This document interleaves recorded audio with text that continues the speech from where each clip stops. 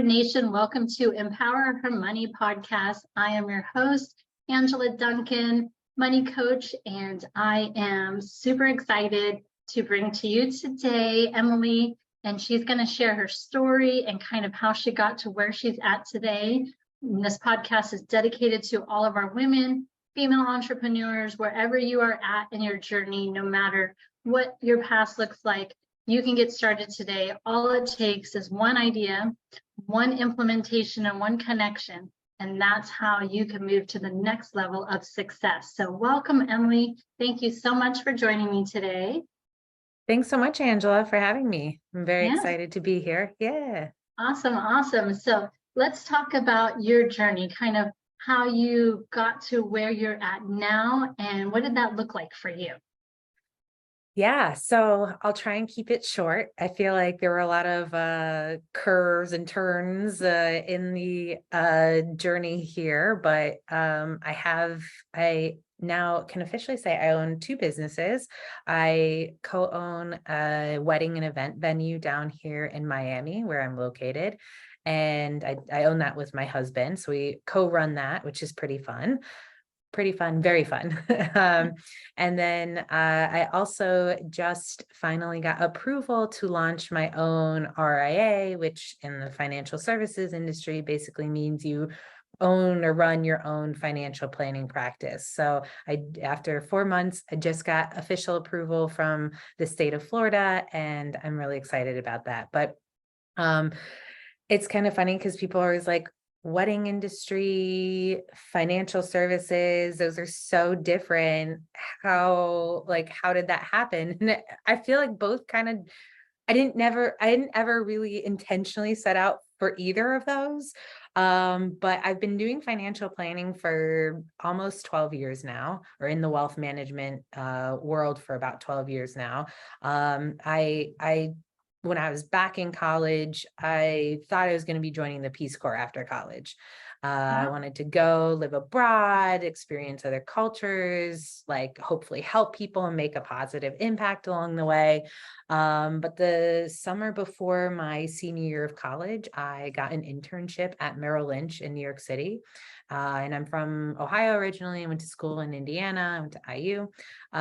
So I was pretty excited for the opportunity to live in New York City. I had studied abroad in Ecuador the second semester of my junior year. So I was coming from this love of traveling, and going from Ecuador to Quito to New York City was going to be like pretty thrilling, a big difference, but keeping me on my toes. So went and had the internship. Thought it was pretty interesting. And then they offered me, like right as I got started my senior year of college, they offered me a job offer for after I graduated for full time back at my Merrill Lynch office in New York City. So I didn't know if I wanted to go into finance. My dad had been a financial advisor, and I just never really thought I'd be following in his footsteps. But I looked around at all of my friends senior year who were stressed out, trying to figure out what they were going to do next and applying to all these jobs. And I was like, I already have a job lined up in New York City. They're giving me a signing bonus to move there. I think I have to try this out. So I did. And I actually honestly did not like my first job at all. It was more like behind the scenes, operational. I kind of was almost a float person. So I was filling in a lot of different roles, but I wasn't really client facing, and I wanted to be. So I was there for a little over a year. And then I met the team I ended up working with for about 10 years. And they were in another Merrill Lynch office in New York, same building. And they needed an assistant position. So at that point, I was like, I'll take anything. I was applying to all these things. I almost gave up on finance. I was like, I tried the finance industry and I just don't want to be here.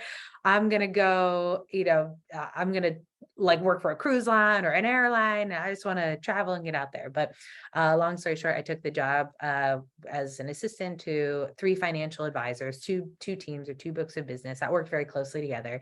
And I ended up really, really loving it. They were great. I learned so much from them. And in 2000, when did I get it? 2017, I got my CFP, which is Certified Financial Planner. Very And hard thing to get, by the way. yeah, it was a lot of work there for like a year or so. It was like, had to say no to a lot of fun things. Yeah, and I But got love my that part of your story too. There's a book called 3 Feet from Gold. It was, oh, you were kind of at that transition point. Do I stop this and go somewhere else? yes. But no, I'm going to stay here. And then just on the other side of that thought came this opportunity. So it was amazing that you stayed, on that path, even though you could have gone differently at that time. A lot of Yeah. times people will stop and then Yeah. move without Yeah. kind of seeing it through. So I love that part Yeah. of your story. Yeah, thank you. Yeah, that's a really good way to look at it because I didn't really know what I wanted to do, but I knew I love so much about the wealth management and financial planning world. Like I got to work with people and I felt like I was helping people. And I know you work with a lot of women and help them with money. That was such a big motivator for me because as an assistant on my team, I saw a lot of, what I really saw was a lot of widowed women, widowers, and they're maybe in their 70s, 80s, 90s, whatever, their spouses passed away, and then they had no idea what their money situation is. They didn't know where they had accounts, and then it just added so much stress in on top of losing their spouse. And I was like, I feel like there's a better way to do this. I get like in a relationship, there's division of tasks and stuff, but just to be totally oblivious to your financial situation was like I saw the negative impacts of that. So I was like, I think I want to stay and I want to try and make a difference. So I ended up moving in from an assistant position to a financial advisor position on my team. Super fortunate that the financial advisors I work for like created a whole new position for me. That was really awesome. And I learned so much from them. And then kind of jumping fast forward a couple years, the pandemic hits. I'm sure it was a very monumental moment for a lot of people. A lot of things changed for many people. I was not immune to that either. So I ended up living in New York City. My girlfriend, my one of my closest friends, called me like the week that everything shut down, our offices shut down, and she's like, "Hey, why don't you come with me? Why don't you come stay at my apartment with me this weekend? We'll try and figure out what's going on." Because we both lived by ourselves. I was like, that sounds a lot better than being trapped in my apartment by myself, not having any clue what's going on and like just panicking. So anyways, long story short, she was supposed to go to Key West that following week. She had that planned vacation time because her parents live there. She's going to go visit them for a week. But then when everything shut down, we were all like, what's going on? She's like, she convinced me. You should come down to Key West with me. I'll feel a lot better if you come with. And our office was closed at the time. So I was like, sure, that sounds great. So we bought a last minute plane ticket. There were 3 of us on the plane. We went down to Key West. I had an overnight bag with me. Like I truly thought I was going to be there for maybe a week. And I ended up, the day after we got there, everything shut down, like US 1 into the Keys shut down, flights, like pretty much all flights stopped. It was crazy. So I ended up staying for 4 months. 2 of those months I lived on a boat, which was a really, really cool experience. And down in Key West is where I met my now husband. He was living in Miami at the time. Well, lives in Miami, was living in Miami. And we connected down in the Keys. Basically the last week I was down there, I went back up to New York. We did long distance for a while. And then eventually I was like, well, if we're going to make this work, I'm going to come down to you because my office was closed. So I was working fully remotely, whereas he had to still go into his office because he's in an emergency position. So long story short, we ended up buying a 5-acre property down here in Miami. We're in the agricultural district, which is not definitely not what you think of when you think of Miami. I will say that too. I moved down here about 1.5 years ago from Tampa. And when I moved down here and I saw like horse ranches and farms, like in my mind, when I picture Miami, I never thought that that even existed down here. So that's incredible Yeah. that you're part of that. Yeah, really cool. So I went from like a little 1-bedroom, 3-story walk up in Brooklyn to a 5-acre property with we have a plant nursery in half the property. And then, so we ended up, Mike is my husband. He's always wanted to have a bamboo farm. I've always thought it'd be really cool to have a bed and breakfast. I think that comes from my love of traveling. So somewhere in between those two like dreams, I guess, we ended up starting an event venue on our property. So about 1.5 acres is dedicated to an event venue, and we have more intimate like weddings and birthday parties, community events, all that kind of stuff. But there's a lot of similarities between financial planning and wedding planning, because you're working with people and you get to help them like turn dreams into realities, which is really, really cool. It's super rewarding. But yeah, none of where I'm at like 10 years ago or well, before. I'm a little older than that. But when I was in college, somebody told me this is where you'd be at, in your 30s. I'd be like, I'd look at them like they had two heads. Yep. So what I love about your story is you had said early on you wanted to make an impact. So even though the Peace Corps wasn't where you ended up, today you still are, because you're making an impact on people's weddings, which is such an emotional, transition, but also in the financial advisor world, where you talked about widows and what I call accidental investors, whether it's, investments or real estate. That is a huge reason why I do the podcast, is because for many years, women have just said, oh, husband, you take control of the finances. But it's so important for us to at least have some base information, because we typically live longer, right? Yeah. And so we need to understand money. We need to know, where is it invested? How do we invest? And so that's a big reason why I started this podcast, is so we can empower other women, just giving them enough information so that they can take control of the finances and be part of that household decision too. So I love that about your story. And I feel like you're leading with your heart, which is what us women do, whether it's in business or investing. We come from a heart place first, different than our male counterparts. So yes. Yeah. And I love the venue idea.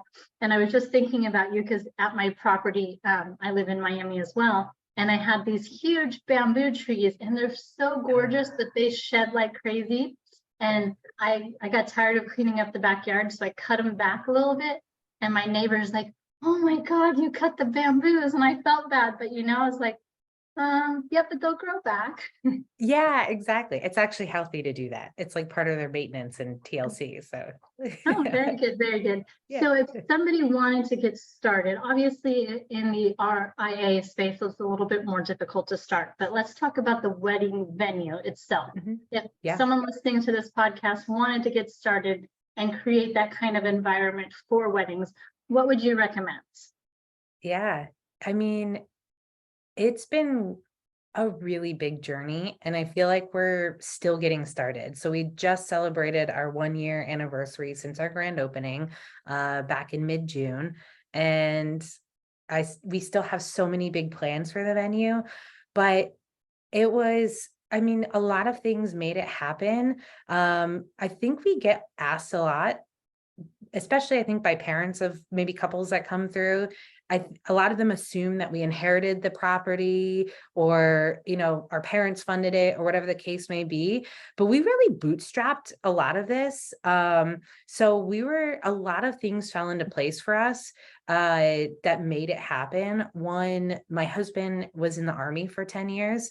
So as a veteran, he gets there's a lot of veteran services out there, and one of them is favorable mortgages. So when he was going to buy the property, first of all, we got in probably 2 weeks before the Miami housing market exploded at the very end of 2020 and then into 2021. So we couldn't have been luckier with the timing of buying the property. But him being able to get a VA loan for the house gave us a lot more flexibility. We didn't have to put the 20% down. We didn't have to do the PMI insurance, all that kind of stuff. So that was super, super helpful.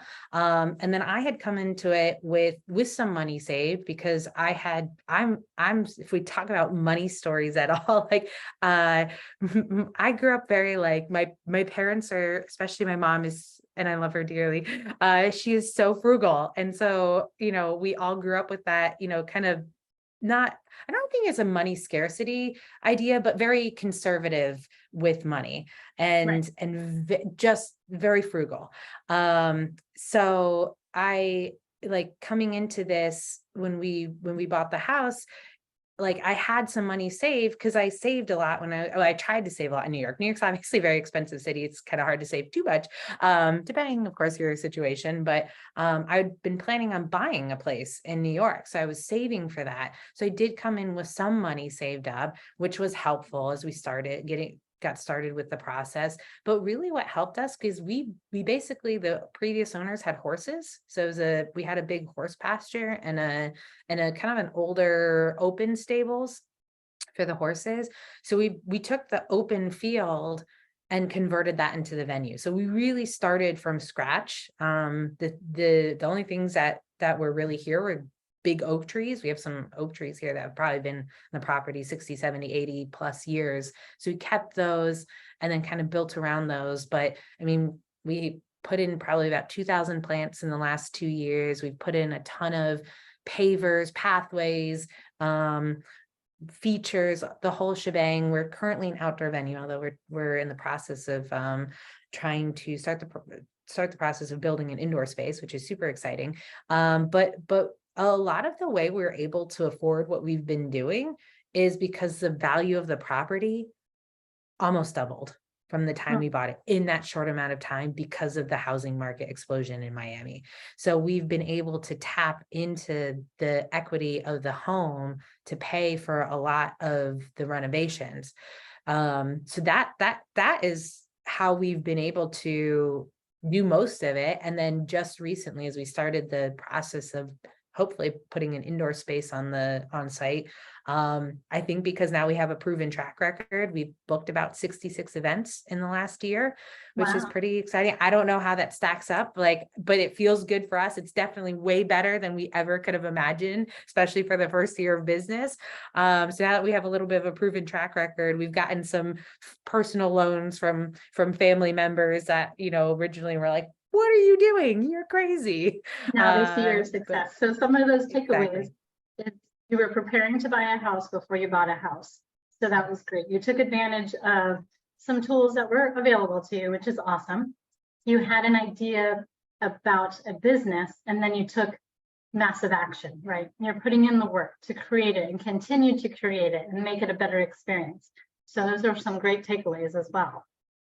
Yeah, thanks. So I always like to end the podcast with a fun question. If you could have a superpower or a super strength, what would it be and why? I think I would want to be able to teleport, because there's so many places I would love to be at the same time. Growing up in Ohio, my parents still live in Ohio. My brother now lives in Michigan. I went to school in Indiana. So a lot of my college girlfriends and my high school friends are all scattered throughout the Midwest. And then I lived in New York for 10 years. So I have my New York City friends and family. I have family up in New York as well. I have stepkids and they live in New Mexico for part of the year, and we have them for part of the year here in Florida. So there are just always so many places I want to be at once. So I think the ability to teleport instead of having to buy plane tickets and all the frustrations with normal travel would be a great superpower. Yeah, that would be awesome. Save time, save money, and Yeah. hopefully your luggage arrives with you on time. Yeah, exactly. Probably a real issue if it didn't. Yes, It lost somewhere in the yeah. So Emily, if our guests want to get a hold of you, either for the financial advisor company that you have or for the wedding venue here in South Florida, how do they reach you? Yeah, so the venue, we're called the Gardens of Weber Manor. So our probably Instagram's the easiest way to find us. Of course, we have a website and email and everything, but all of our contact info is on Instagram. We're just at The Gardens, WM for Weber Manor. And then for financial planning, I'm Emily at financeasaverb.com.